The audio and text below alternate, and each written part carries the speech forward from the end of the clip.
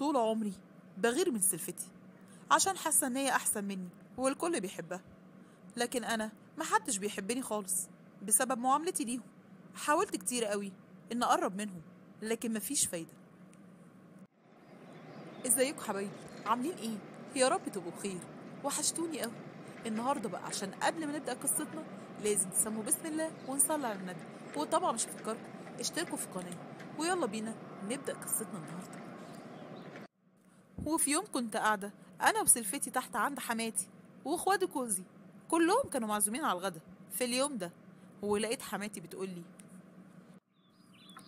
يلا بقى يا رنا، قوم انتي وهاجر جهزوا الأكل عشان ميعاد الغدا خلاص قرب. واشمعنى بقى يا طنط أنا وهاجر اللي نقوم نحضر الغدا؟ طب ما بناتك اهم قاعدين، ما يقوموش يساعدونا ليه؟ ايه ده؟ انت ازاي بتردي عليا بجاحة كده يا رنا؟ ما انت شايفة اهو، هاجر سلفتك مؤدبة ومحترمة وما بتفتحش بقها، اشمعنى انت يعني؟ انا بقولك ايه، زهقت منك خلاص. جرى ايه يا طنط؟ هو كل ده عشان بقول الحقيقة؟ ايه يعني؟ اشمعنى يعني بناتك وعيالهم يجوا ياكلوا على الجاهز واحنا اللي نتعب ونتمرمط في المطبخ؟ بقولك ايه، خلاص يا اختي سد بقك، مش عايزين حاجة منك. هاجر هتقوم تحضر الاكل كله، والله الغني عنك. براحتها يا طنط، هي لو وافقت تبقى حرة، ادام هي راضية بالاهانة تبقى تقوم بقى. بقولك ايه يا مرات ابني، لو عايزة اليوم ده يعدي على خير حطي لسانك جوه بقك وما تفتحوش طول اليوم. وفعلا هاجر ستي الغبية دي قامت وحضرت كل حاجة، لكن أنا ولا همني وفضلت قاعدة. وجم اخوات جوزي وفضلت قاعدة معاهم أتكلم معاهم، ولقيت أخت جوزي الكبيرة بتتكلم عن مدرسة عيالها الغالية وإنها مش قادرة على المصاريف. فطبعا ما قدرتش أمسك لساني، هو أنا أقدر أسكت؟ وقلت: بصراحة أنا ما بقتش قادرة أستحمل اللي اسمها رنا دي. فعلا هي صعبة جدا، طول عمرها بتتدخل في كل حاجة. أنا كل ما أجي أزور خالتي تفضل تشتكي لي منها إنها على طول بتتدخل في اللي يخصها واللي ما يخصهاش. الله يكون في عون محمد أخويا، أنا مش عارفة إزاي مستحملها. عندك حق محمد، أنا مش عارفة إزاي مستحملها، بس هيعمل إيه، نصيبه. والله أنا لو مكانه لطلقها واروح اتجوز واحدة تانية. دي ما فيهاش اي حسنة خالص، على طول زعيق وقرف، وبيتها مش نظيف، ومهملة في نفسها وفي عيالها، مش بتهتم ولا بنظافتهم ولا بمذاكرتهم ولا بأي حاجة خالص. ما طبعا هتلاقي وقت فين وازاي؟ دي تصحى من النوم تقوم على طول تنزل لماما، واللي يسمع كده يقول إنها بتحب حماتها وبتحب تساعدها، لكن بالعكس دي بتنزل عشان تعرف كل حاجة، تنزل تقعد زي الهانم وتسمع كل حاجة وتفضل تتدخل وخلاص. ويا ريتها بتتدخل بالخير، لا ازاي؟ دي تفضل توقع بين كل اللي في البيت وتقوم وتقوم ده على ده، وهاجر مرات أحمد هي اللي تعمل كل حاجة. طيب وازاي خالتي تسيبها تعمل كل ده؟ ما العيب برضو على خالتي، لازم توقفها عند حدها. ماما، مين قالك انها سايباها؟ دي تفضل تقول لها يا رنا يا رنا اطلعي شوفي بيتك وروقيه، اعملي اكلك كده واهتمي بعيالك ونضفيهم وذاكري لهم. العيال مش بتذاكر خالص ومستواهم بقى وحش قوي في الدراسة، ودي لا حياة لمن تنادي. تقوم ماما تقول لها طب انتي بتنزلي الصبح اول ما بتصحي وكتير عيالك بيكونوا نايمين، طب اما بيصحوا مين بيفطرهم؟ كده ما ينفعش يا بنتي، لازم تهتمي بصحتهم شوية. ايه ده، هي كمان سايبة عيالها لوحدهم ومش بتأكلهم خالص؟ عندك حق، اتريني كل ما اجي الاقي العيال هنا. طبعا هيعملوا ايه العيال؟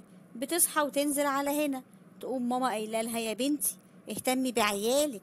تقوم بقى البردة اللي اسمها رنا تقول لها ايه، ما هم كويسين اهم يا طنط، وهم متعودين يصحوا ينزلوا هنا ويفطروا، ما بيت جدتهم برضو. هتقول لها ايه بقى ماما؟ تقول لها طب ماشي وماله يا بنتي، ينوروا وياكلوا براحتهم، بس اما ينزلوا حتى يكونوا غاسلين وشهم ومغيرين البيجامات، ما ينفعش اللي يناموا بيه ينزلوا بيه وهم صغيرين، مش هيعرفوا يعملوا كده لوحدهم، لازم تكوني معاهم انتي امهم. وكمان سيبك من العيال، اهم في الاول وفي الاخر عيالنا. ازاي بس يا نادية؟ ازاي تسيبها من العيال؟ دي امهم، عيالكم بس هي امهم. يا مروة يا مروة، يا ريتها جت على العيال، لكن اتفرجي بقى على محمد اخويا، من ساعة ما اتجوز وهو شكله بقى اكبر من سنه، يجي ب20-30 سنة. بقى ده محمد اخويا، ده كان لما بينزل الشارع الناس كلها تعرف انه نزل من ريحته الحلوة وشياكته واهتمامه بنفسه. هو انت هتقولي لي على محمد؟ ده كان دنجوان، ده البنات كلها كانت هتموت عليه، من شياكته لنظافته، الا ضحكته. ده ضحكته ما كانتش بتفارق وشه ابدا. ضحكته؟ تعالي اتفرجي دلوقتي، التكشيرة والهم على وشه تهد جبال.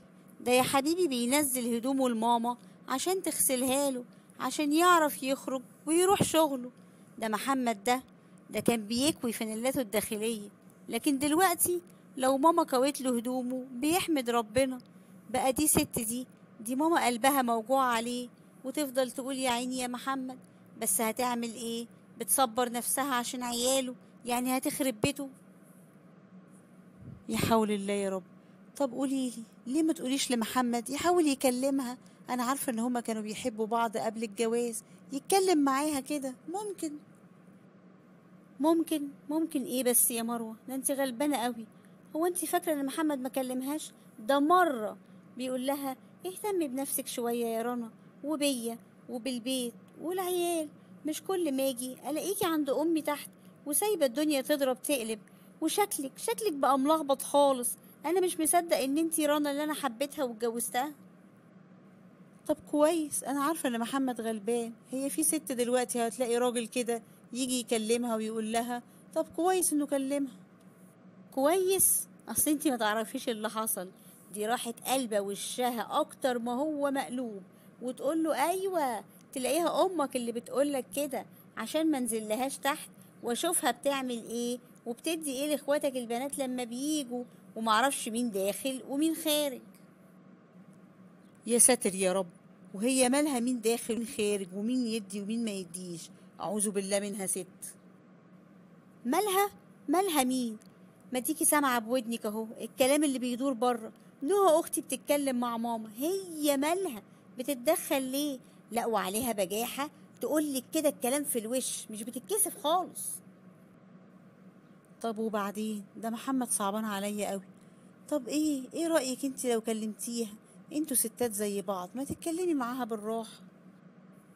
اسكتي يا مروة اسكتي، ما تفكرنيش. ده مرة كنت هنا وماما بتحكي لي على مشكلة من ضمن مشكلاتها مع اخويا العادي يعني، وقالت لي ان محمد تعبان قوي وهي مش عارفة تعمل ايه، وانها اتكلمت معاها كتير وفضلت تنصحها لكن مفيش فايدة. فطلبت مني اني اطلع لها دلوقتي، فرصة انها لسه ما نزلتش، واتكلم معاها بالراحة كده.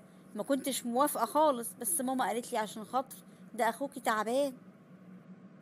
طب كويس، خالتي برضو عندها حق. طب وقوليلي عملتي ايه؟ طلعتي؟ طلعت، ويا ريتني ما طلعت. فتحت لي الباب ودخلت، ببص حواليا اتصدمت من المنظر، ولسه بقول لها ايه يا رنا البيت مكركب كده ليه، وفي ريحة كمكمة جامدة قوي، وريحة كمان مش حلوة شكلها جاية من الحمام. لازم يا رنا الحمام على طول يكون نظيف وبابه مقفول، ونهوي كده الشقة وتفتحي الشبابيك، وكمان تاخدي بالك من نفسك شوية. البسي كده حاجة حلوة، البسي بيجامة حلوة في البيت، وسرحي شعرك، وشيلي القمطة اللي على دماغك دي. ولسه ما كملتش عينك ما تشوف الا النور، لقيت حنفية إهانة وشتيمة وشكوى، كل حاجة من اللي قلبك يحبها. وتقولي انتي طالعة هنا، طالعة بيتي تشتميني وتعيبي عليا، وتقولي ايه انا بيتي مش نظيف وحمامي كمان، ما اخوكي هو اللي بيوسخ الحمام ويوسخ الدنيا كلها. وبعدين البس ايه واعمل ايه؟ هو اخوكي ده حد يلبس له حاجة؟ ده راجل يسد النفس. وكمان اخوكي بينزل يحكي لامه كل حاجة وبيشتكيني، وهي بقى ان شاء الله ايه مطلعاكي عشان تفهميني ولا عشان تبهدليني وتعيبي فيا وفي بيتي وفي نظافتي؟ بقيت واقفة قدامها مش ملاحقة من الشتايم، رحت خدت بعضي ونزلت، ومن ساعتها ما طلعتش فوق تاني ابدا.